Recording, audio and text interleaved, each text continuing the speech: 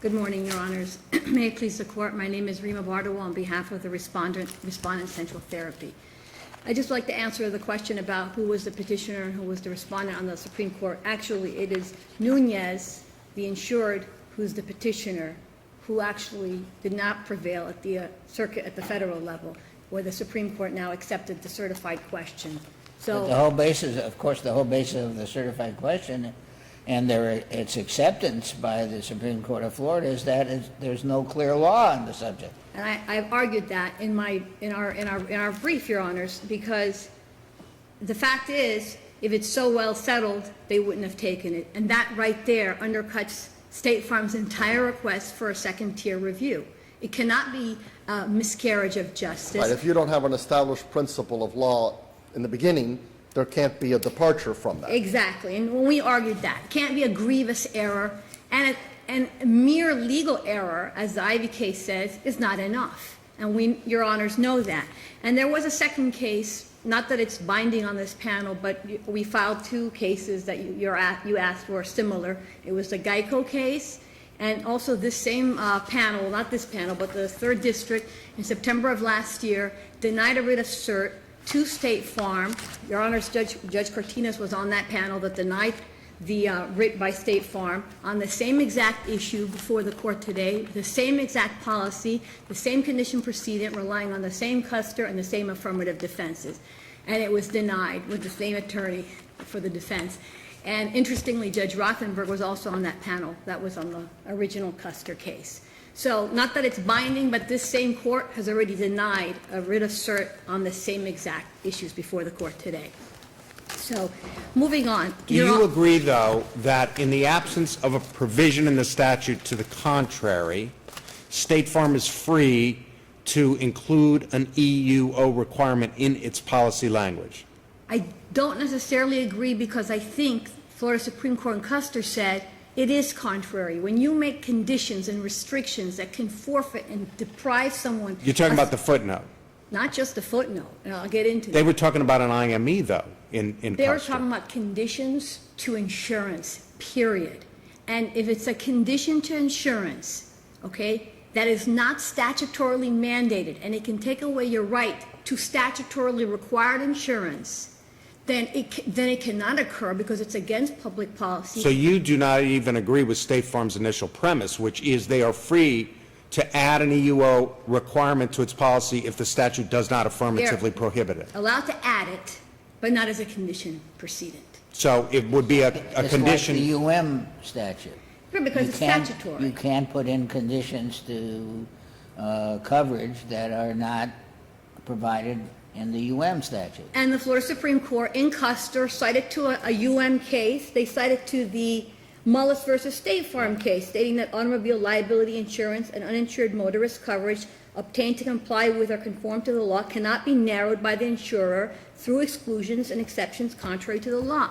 Now, under the PIP statute, the original one, not the new one, there are things that are considered conditions precedent, for example, to filing suit. One of them is a demand letter. The legislature put in the demand letter. If they wanted to put in an EUO, they would have put that in. The fact that they didn't tells us something. That is not a condition, that adding it to coverage.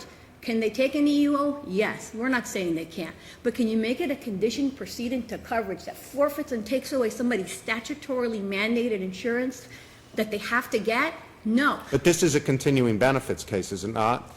Isn't this a denial of future benefits, not a condition? Future benefits, and we go with the Florida Supreme Court that says, if at all applicable, it's to subsequent benefits, And Your Honors, one other thing I have to mention that also came up at the trial level, we did argue the failure to the no prejudice in the original summary judgment. We did argue the non-cooperation, because that was the letter they sent in the denial. And we did argue they haven't shown prejudice at the original trial level in the original summary judgment, that State Farm never put on evidence as one of our arguments of prejudice, which they did not. So when they How about excuse? Was there any Well, suggestion that there was any reason why Yes. your client didn't show up? Yes, Your Honors. I don't know if you recall the history. State Farm originally set one EUO on February 16th. That's the only one they got personal service on the insured of, the only one. State Farm just doesn't show up. They don't know if he showed up. All the affidavits, all the depositions clearly prove that State Farm does not know. They did not get a certificate of non-attendance. They never called the insured to see if he showed up or to apologize, as opposed to the second EUO that they unilaterally scheduled. That's the only one they got a certificate of non-attendance, the subsequent one.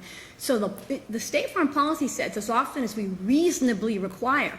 Now, that standard, is it reasonable to require after you possibly stood somebody up, at the very least in a summary judgment? That's an issue of fact that should have gone to a jury at the very least if you're going to buy this idea of unreasonable refusal. But I still don't think it's the insured's burden, just like the Florida Supreme Court said. When they discuss affirmative defenses, they weren't limiting it to IMEs. They talked about the law of affirmative defenses. The law of affirmative defenses doesn't shift because it's an IME case or an EUO case. It's the law of affirmative defenses. And the Florida Supreme Court clearly states in part of its discussion that the reversal by the district court in Custer 2 was contrary to the principles of affirmative defenses and conditions precedent, and as well as the underlying PIP statute. It's not just about IMEs, it's about affirmative defenses. There are well-established principles of law that the defendant has the burden of proving each element of their affirmative defense. And another thing that came up, Your Honor said, well, what about this unreasonable refusal? That wasn't part of your issue. But yes, it was, because originally the trial court denied State Farm summary judgment as to the condition. They only granted it as to notice of a second EUO. They originally granted central therapy as to their three arguments, which one of them was that State Farm did not prove it was unreasonable, one of them about the non-cooperation, and one of them about the notice. I mean, not the notice, the other two. So then the next level is the trial court submits a second order on its own that still grants notice but denies central therapy these other parts. Then State Farm sends a motion to the court saying, we're in a quandary, we don't know what's going on, you granted us as to notice, but there's nothing left to do because if we put on evidence of notice, i.e. that means it's an unreasonable refusal, and here comes the final order of the court saying, yes, it's an unreasonable refusal. So where did they make this leap? Here they went and leaped from notice equaling, it's in the order, final, the unreasonable refusal. So State Farm invoked the unreasonable refusal clause. They invoked it. So they either confused the judge, and there's a definite problem that happened right there, calling it an unreasonable refusal when all they established was notice, if at all, which we still disagree with that issue, but at the very least all they won by the court was notice, but not the unreasonable refusal. So Well, but they have a failure to attend the second EUO. they have a failure. So they got us to notice. Originally, the trial court was correct. They were thinking correctly. They got it as to notice. Not that we agree, because we think that there were issues with notice on the second one, because the second one, he wasn't personally served. The first one, he was. The second one, another woman signed for it who was not his legal wife, which came out later on. State Farm said she was his legal wife. He was not a party to the PIP case, was he? I'm sorry? He was no longer a party to the PIP case. It was assigned, right? Right. He was not, right.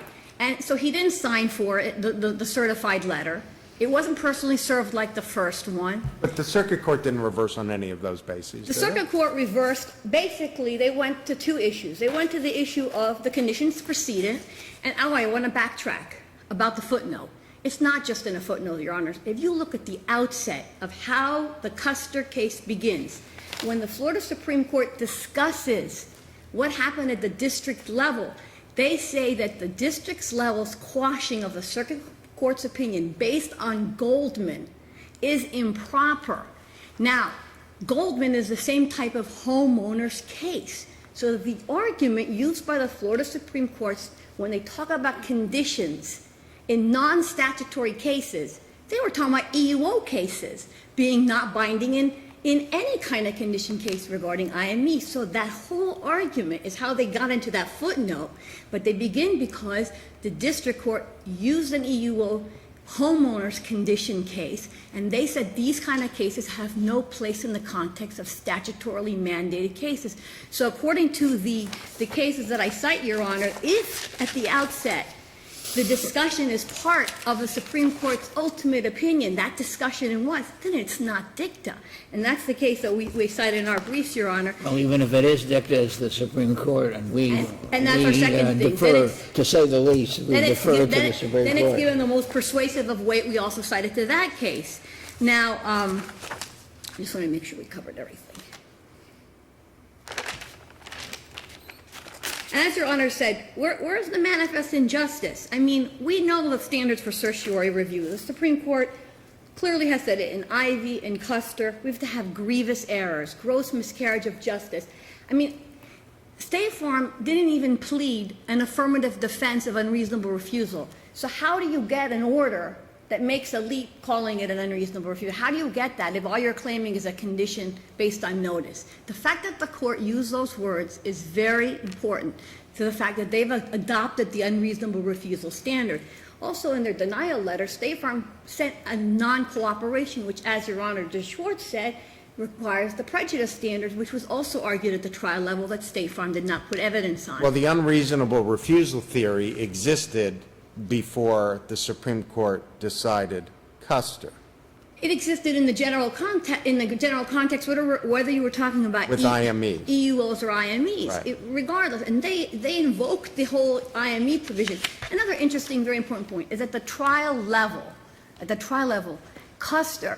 State Farm, in their original motion for summary judgment, they used this district court's opinion in Custer 2 to analogize IMEs to EUOs. The Right. same argument they're telling you now, oh, it doesn't matter, it had to do with IMEs at the Supreme Court, so it's invalid to EUOs.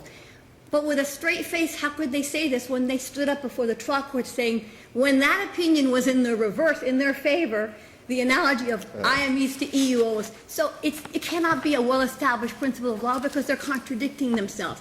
And finally, regarding the Florida legislature's change, they can't say that the change doesn't mean anything because as cited in our brief, the legislator committee notes say that this is a change. They use the word change. It's not reestablishing or reaffirming what was. It is a change. They say that, and that's very instructive to this court.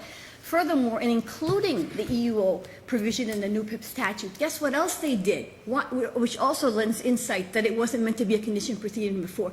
They made protections for the insured. They said it cannot be an EUO that's unrelated to the claim. It can only be limited to something related to the claim. And if an insurance company makes a practice of using this kind of vehicle without reasonable basis, they'll be subject to the sanctions of the other portion of the Florida statute regarding insurance companies. So now they're protecting the insured when they make this a condition, which did not exist before. And in conclusion, you asked And in us to- conclusion, Your Honor, I hope I said everything.